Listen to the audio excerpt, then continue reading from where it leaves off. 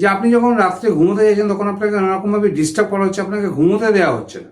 আপনি যে রাত্রে ঘুমোতে যাচ্ছেন, ঘুমোতে দেওয়া হচ্ছে না।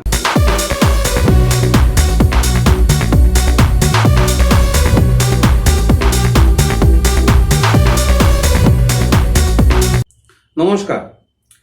একটা সাধারণ ব্যাপার হচ্ছে, ধরুন আপনাকে সে যেই হোক, আপনার আত্মীয় স্বজন হোক বা আপনি আপনার কোনো পাড়া প্রতিবেশী হোক, যে আপনি যখন রাত্রে ঘুমোতে যাচ্ছেন তখন আপনাকে নানারকমভাবে ডিস্টার্ব করা হচ্ছে, আপনাকে ঘুমোতে দেওয়া হচ্ছে না। আপনি যে রাত্রে ঘুমোতে যাচ্ছেন, ঘুমোতে দেওয়া হচ্ছে না।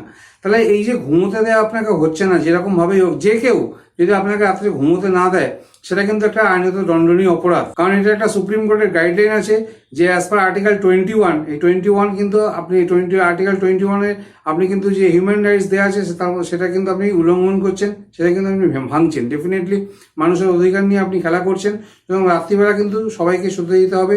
রাত্রিবেলা শোয়ার ব্যাঘাত কেউ কিন্তু ঘটাতে পারবে না, as per supreme court guideline of article 21 of Indian constitution. Article 21-এ বলা হয়েছে যে এইভাবে কিন্তু কোনো রকমভাবেই ছেলেই হোক আর মেয়েই হোক আর যেই হোক, এরকমভাবে রাত্রে ঘুমে কিন্তু কারোরই ব্যাঘাত ঘটানো যাবে না। এই নিয়মটা কিন্তু শুধুমাত্র রাত্রের ঘুমের জন্যই কিন্তু প্রযোজ্য হবে, দিনের কোনো ব্যাপার নেই।